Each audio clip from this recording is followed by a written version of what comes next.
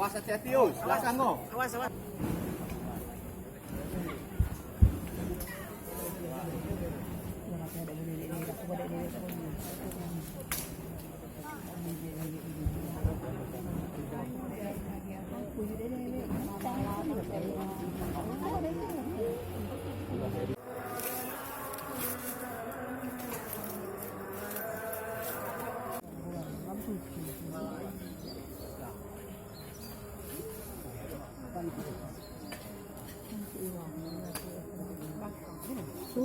Mas Fir, bisa diceritakan Mas terakhir komunikasi dengan ayah?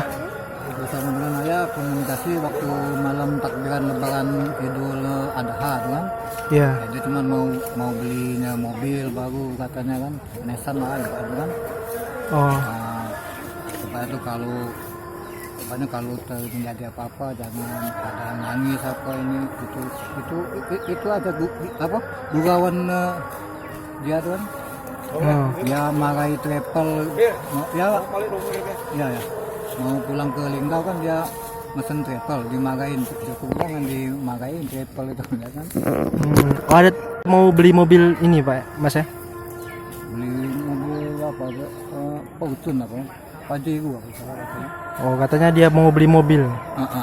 Itu terakhir kata-kata yang Mas ingat. Dia pengen beli mobil ya. Oh, iya ya.